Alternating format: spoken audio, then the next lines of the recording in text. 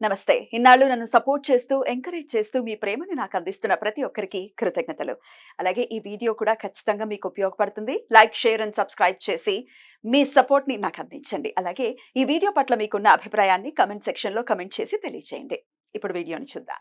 నమస్తే. Welcome to our channel. నేను పద్మిని. ప్రస్తుతం మనతో పాటు హిందూ జనశక్తి ప్రెసిడెంట్ లలిత్ కుమార్ గారు ఉన్నారు. మాట్లాడదాం. లలిత్ గారు నమస్తే అండి. నమస్కారం అండి. మరొకసారి మీ సమయాన్ని ఇచ్చినందుకు కృతజ్ఞతలండి.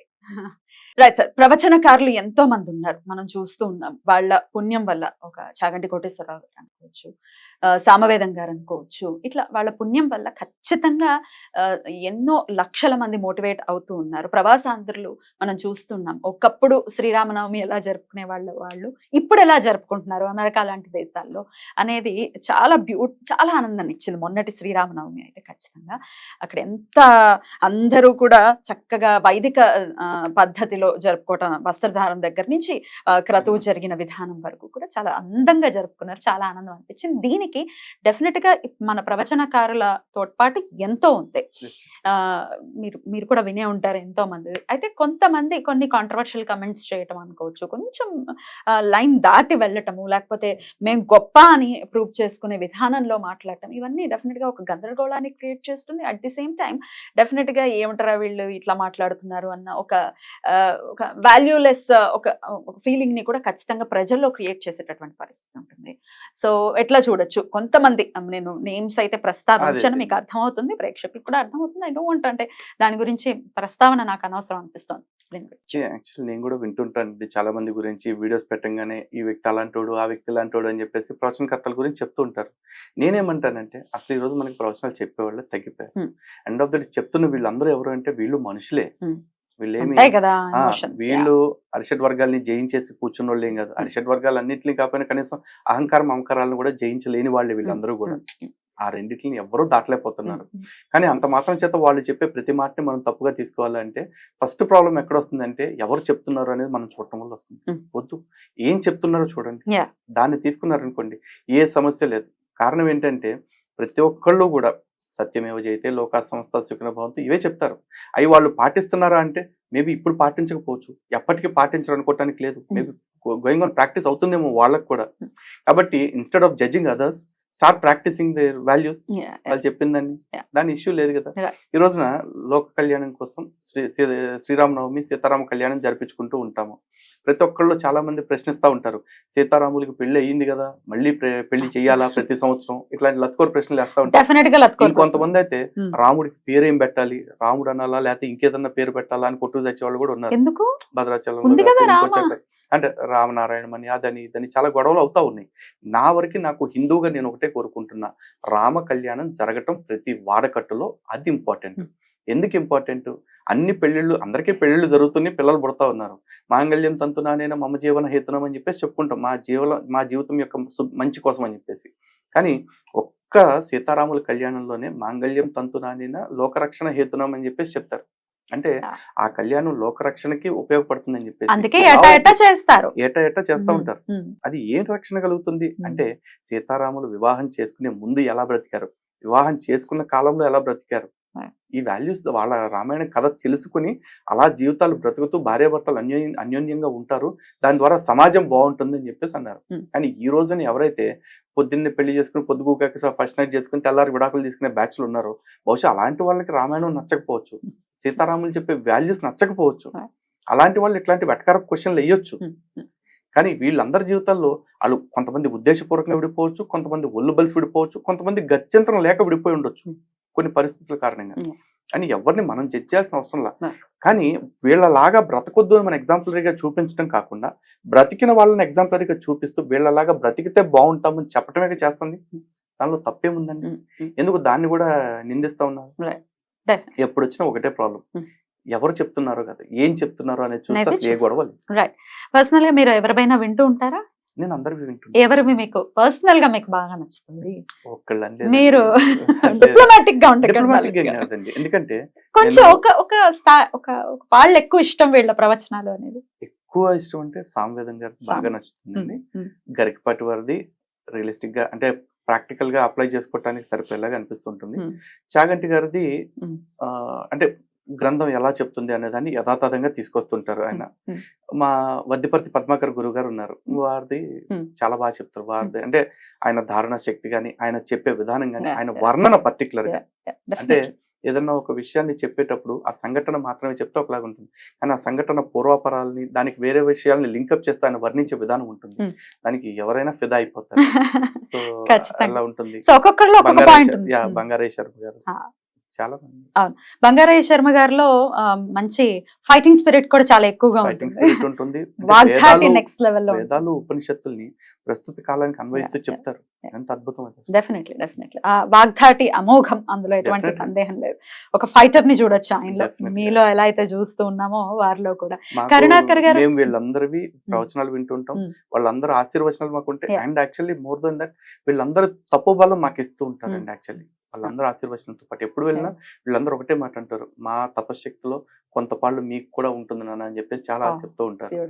బ్యూటిఫుల్ అండి, బ్యూటిఫుల్. అంతకు మించిన ఆశీర్వచనం ఇంకేం కావాలి. ఇప్పుడు మీరు కరుణాకర్ గారు మీరు కలిసి ఒక జర్నీ కూడా స్టార్ట్ చేశారు, ఒక ఛానల్ ని కూడా పెట్టి ఉన్నారు కదా, ఒకసారి చెప్పండి ఆ ఛానల్ గురించి. ఈరోజు శివశక్తి కరుణాకర్ సుగుణ గారు అంటే హిందూ జనశక్తి తరఫున నేను కలిసి వ్యాసపీఠం అని చెప్పేసి ఒక ఛానల్ స్టార్ట్ చేయడం జరిగిందండి. ఈ రోజున మీరు చూస్తే భక్తి ఛానల్స్ చాలా ఉన్నాయి, భక్తి ఛానల్స్.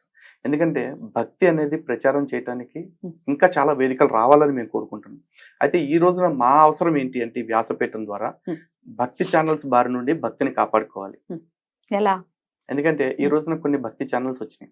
ఈ భక్తి ఛానల్స్ అన్ని వచ్చేసి సనాతన ధర్మం గురించి ప్రచారం చేయటం కాకుండా సనాతన ధర్మంలో లేని సొల్లుని ఎక్కువ ప్రచారం చేస్తున్నాయి. ఉదాహరణకి కొన్ని ఛానల్స్ పేర్లు నేను చెప్పలేను ఇక్కడ, ఎందుకంటే కాంపిటేటర్స్ కాబట్టి మీ ఛానల్కి ఇబ్బంది రాకుండా. వాళ్ళు ఏం చేస్తూ ఉంటారంటే ఎవరో ఒక ఆవిడని తీసుకొచ్చి కూర్చోబెడతారు, ఆవిడ వచ్చి ఏం చెప్తారంటే 4 ఇలాచీలు మీ పర్సులో పెట్టుకోండి, మేము కూడా చెప్తానులేండి అది. సరే, ఓకే, దీన్ని నేను డెఫినెట్ గా ఆన్సర్ చేస్తానండి ఇన్ పాజిటివ్ వే. ఇప్పుడు ఇట్లాంటి రెమెడీస్ ఖచ్చితంగా నేను నా ఛానల్లో చాలా చేస్తున్నాను. ఎందుకంటే నేను నిజంగా త్రికరణ శుద్ధిగా నేను రాముడిని నమ్ముతాను, రాముడి పాదాల సాక్షిగా చెప్తున్నాను ఇది. నేను నిజం చెప్తున్నానని నాకు తెలుసు, నమ్మినా నమ్మకపోయినా ఎవరైనా. అసలు ఈ భక్తి అనే ఛానల్ స్టార్ట్ చేసినప్పుడు మై మోటో వాజ్ డెఫినెట్ గా భక్తి అనేది ఏదైతే ఉందో దాన్ని ఇంకాస్త ప్రజల్లోకి తీసుకెళ్ళాలి. ఇంకాస్త ఇప్పుడు నాకు అప్పుడు నేను అసలు ఫస్ట్ స్టెప్ లో కూడా లేను. ఏదో విష్ణు సహస్రనామం, దాన్ని ఇంకొంచెం ఎక్కువ నాకు చాలా ఇష్టం విష్ణు సహస్రనామం అంటే, దాన్ని ఇంకొంచెం ఎక్కువ దానికి రావాలి, లేకపోతే ప్రచారం రావాలి, లేకపోతే రామాయణం ఇత్యాది గ్రంథాల గురించి ఎంతో కొంత తీసుకొచ్చి నేను ఏదో ప్రశ్నలు అడిగితే చెప్పించాలి అన్న థాట్ ప్రాసెస్ తో స్టార్ట్ చేసిన ఈ ఛానల్లో డెఫినెట్ గా జనాలు నన్ను డ్రైవ్ చేశారు. Okay, end of the day views game ఇది ఒక కమర్షియల్ ఛానల్ కాకపోయినప్పటికీ వ్యూస్ రాకపోతే ఇంత పెద్ద సంస్థ చూసారు కదా, వ్యవస్థను నడిపించడం కష్టం. నేను ఇదేదో నేను డిఫెండ్ చేసుకునే పద్ధతిలో చెప్పట్లేదు, వాస్తవం చెప్తున్నాను. సో డెఫినెట్ గా జనాలు నేను ఒక నంబర్ ని డిస్ప్లే చేయడం, దానికి కాల్స్ రావడం, మేడం మీరు ఏమన్నా విష్ణు సహస్రనామం గురించి చెప్తే 100 వ్యూస్ మాత్రమే వచ్చాయి. విష్ణు సహస్రం మొత్తం భగవద్గీత గురించి కూడా చేయించాను, దానికి 50 వ్యూస్ 20 వ్యూస్ ఇట్లాంటివి వచ్చాయి. ఫోన్లు చేసి మేడం మేము ఇలా ఆర్థిక పరమైన ఇబ్బందుల్లో ఉన్నాము, లేకపోతే మేము భార్యాభర్తలు సఖ్యతా లోపాలతో ఉన్నాము, ఇట్లా రకరకాల క్వశ్చన్స్ వచ్చినప్పుడు అప్పుడు నా మైండ్ ఓకే వీళ్ళు ఈ సమస్యలతో బాధపడుతున్నారు, ఏం చెయ్యాలి అని చెప్పి స్టార్ట్ చేశాను. Let me just give me 1 minute. ఎట్లా చేయాలి అని చెప్పి రకరకాల రెమెడీస్ చేయటం అనేవి, చిన్న చిన్న స్మార్ట్ రెమెడీస్ తో డెఫినెట్ గా లబ్ధి పొందిన వాళ్ళు ఉన్నారు.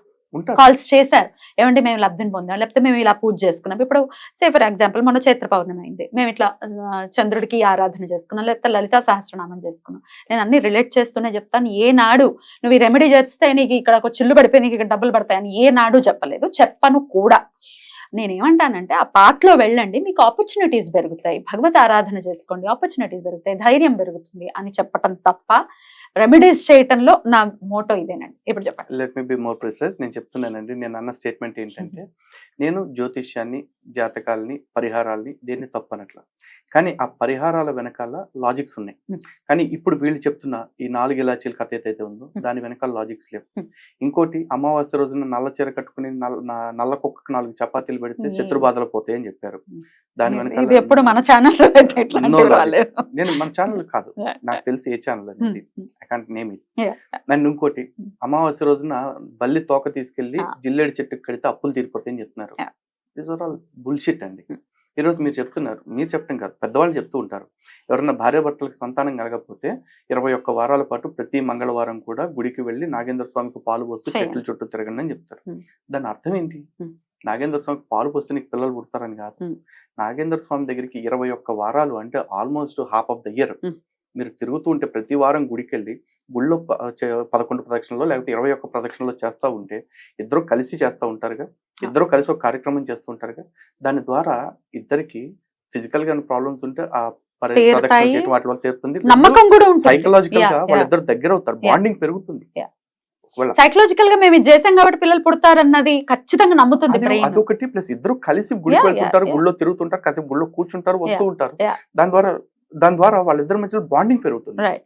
సో ఇట్లాంటి లాజిక్స్ ఉన్నాయండి. నేను వాటిని తప్పట్టట్లా, కొన్ని అబ్సర్డ్ లాజిక్స్ చెప్తున్నారు చూడండి. నల్ల కుక్కలు, 4 చపాతీలు, బల్లి తోకలు, ఇట్లాంటి ఇలాచీలు అని చెప్పేసి ఇలాంటి వాటిని ఖచ్చితంగా ఖండించాలి. ఎందుకంటే భక్తి ఛానల్ అని చెప్పేసి అన్న రెడ్ టీవీ భక్తి అని చెప్పేసి. నేను చెప్తున్న భక్తి అంటే ఏమిటి అంటే అసతోమ సద్గమయ, తమసోమ జ్యోతిర్గమయ, మృత్యోర్మ అమృతంగమయ. ఇదే భక్తి అంటే అసత్యం నుంచి సత్యం వైపు నడిపించేది భక్తి, చీకటి నుండి వెలుగు వైపుకి నడిపించేది భక్తి, మరణం నుంచి అమరత్వం వైపు నడిపించేది భక్తి. ఈ రోజున భక్తి అంటే ఏంటి అని అన్ని మతస్థులను అడగండి, వాళ్ళు ఏమంటారు? నిత్య జీవం కోరుకోవటము, లేకపోతే చనిపోయిన తర్వాత కూడా దేవుడి దగ్గరే మనం కలిసి బ్రతకాలనుకోవటం ఏదైతే ఉందో అదే భక్తి దాన్ని అని చెప్పేసి అంటారు. కాదండి. అమరత్వం అంటే ఏమిటి అంటే మరణం యొక్క భయాన్ని పోగొట్టుకోవటం. అందుకే మనకి గుడికి వెళ్ళినప్పుడు కూడా ఒక మాట చెప్తారు, అనాయాసేన మరణం వినా దైన్యన జీవితం దేహంతే తమ సాన్నిధ్యం దేహిమే పరమేశ్వరం అని కోరుకోవాలని చెప్పేసి. అరే గుడికి వెళ్ళి శుభ్రంగా ఆస్తులు కావాలి, అంతస్తులు కావాలని కోరుకోవాలి, కానీ అనాయాస మరణం కావాలని కోరుకోవటం ఏంటి? మరణం అంత ఈజీగా రాదు కాబట్టి. ఎగ్జాక్ట్లీ. ఇప్పుడు శరీరం శిథిలం అయిపోయి కాళ్ళు చేతులు కూడా కదపలేక మంచంలో కుళ్ళిపోతున్నోడికి తెలుసు చావు ఎంత వరం అనేది. అలాంటి పరిస్థితి తెచ్చుకోకుండా నేను ఆరోగ్యంగా తిరుగుతున్నప్పుడే నా బాధ్యతలు బంధాలన్నీ పూర్తి చేసుకుని నేను ఈ దేహాన్ని విడిచిపెట్టేలాగా నాకు వరాన్ని ఇవ్వు స్వామి అంటున్నారు. ఎందుకంటే మనిషి బ్రతకటం చాలా కష్టం అండి, చావటం కష్టం కాదు. బ్రతకటం అన్నిటికంటే భారమైంది. ఎందుకంటే పొద్దున్న లేచిన కాడి నుంచి పొద్దుగుక నిద్రపోయేదాకా మధ్యలో జీవితం అంతా ఏంటి? టెన్షన్ కదా. రాత్రి పడుకున్న కాడి నుంచి పొద్దున్నే లేచేదాకా టెన్షన్ కదా. పొద్దున్నకి లెగుస్తాడో లేదు ఎవరికి గ్యారంటీ లేదు. బ్రతకటం అంత కష్టం, కానీ చావటం అనేది తప్పని పని ఎవరికైనా సరే. ఆ తప్పని దాన్ని అనాయాసంగా స్వామి అని చెప్పి భగవంతుడిని కోరుకోవాలి. అది వైరాగ్యం అంటారు. ఆ వైరాగ్యాన్ని ఇచ్చేదాన్ని భక్తి అంటారు. కానీ ఈరోజు భక్తి అంటే భౌతికం అయిపోయింది. నాకు అది కావాలి, నాకు ఇది కావాలి అని చెప్పేసి. నీకేం కావాలో భగవంతుడు ఆల్రెడీ డిసైడ్ చేసి పెట్టేశాడు. దాన్నే ఫేట్ అంటున్నాం, దాన్ని విధి అంటున్నాం మనం. దీన్ని అర్థం చేసుకోవడం కష్టం లలిత్ గారు. ఇప్పుడు సాధనలో ఉండే వాళ్ళకి ఖచ్చితంగా కష్టం. సాధనలో ఉన్న వాళ్ళకైతే అర్థం అవుతుంది, బాబు మెటీరియలిస్టిక్ థింగ్స్ మీద పెట్టకు, సాధన చేయి. ఇప్పుడు ఐహిక సుఖాల మీదనే, ఇది కలియుగం, ఐహిక సుఖాలు కోరుకుంటున్నారు. ప్రతి సుఖాలు కోరుకోవటం తప్పని అంటలేదండి. భగవంతుడిని సుఖాలు కోరుకోవద్దని నేను అంటలేదు. ఎందుకంటే అడగంది అమ్మాయినా పెట్టదు, భగవంతుడు ఎందుకు ఇస్తాడు? భగవంతుడిని అడగటం తప్పు కాదు. అడిగిన ప్రతిదీ ఇస్తాడంటే ఇవ్వకపోవచ్చు, మనకి ఏది ప్రాప్తమో దాన్ని ఇస్తారు ఖచ్చితంగా. కానీ ఈ రోజున భక్తి పేరుతో ఏమైపోయిందంటే భౌతిక పరమైన అవసరాల కోసం మనం దిగజారిపోవటం కూడా చెప్తున్నారు కొంతమంది. రుద్ర పూజల పేరుతో కొంతమంది, నగ్న పూజల పేరుతో కొంతమంది జంతువుల్ని చంపటం, లేకపోతే వీళ్ళకి వీళ్ళు యోని పూజలని, లింగ పూజలు అని చెప్పేసి ఏంటో తప్పుడు పద్ధతులు చెప్పించడం, ఇవన్నీ చేస్తారు. ఇవన్నీ మరి స్వాగతించి తగినవి అంటారా? కాదు కదా. కనీసం ఇటువంటి వాటిని ఖండించాలి అని స్టార్ట్ చేస్తున్నదే వ్యాసపీఠం. దీనిలో ప్రామాణిక గ్రంథాల యొక్క సారాన్ని సమగ్రంగా అందించాలనేది మా తాపత్రయం. దానికి మేము స్టార్ట్ చేయడానికి కారణం ఏంటంటే, నాకు కావచ్చు, కరుణాకర్ గారికి కావచ్చు, గురువుల అండ ఉంది, గురువుల బలం ఉంది. ఆ గురువుల మీద నమ్మకంతో ఛానల్ మనం అనౌన్స్ చేయడం జరిగింది. సక్సెస్ఫుల్ గా ముందుకు వెళ్ళాలని నేను మనస్ఫూర్తిగా కోరుకుంటున్నాను. కరుణాకర్ గారిని కూడా అడిగినట్టు చెప్పండి. రైట్, మరొకసారి మీ సమయాన్ని ఇచ్చినందుకు చాలా చాలా కృతజ్ఞతలండి. ఇలాగే మీరు వెళ్తున్నటువంటి ఈ జర్నీలో ఎన్నో ఆటుపోటులు ఉన్నప్పటికీ రామరక్ష ఎల్లప్పటికీ మీ మీద ఉండాలని మనస్ఫూర్తిగా కోరుకుంటూ thank you so much sir. నమస్తే.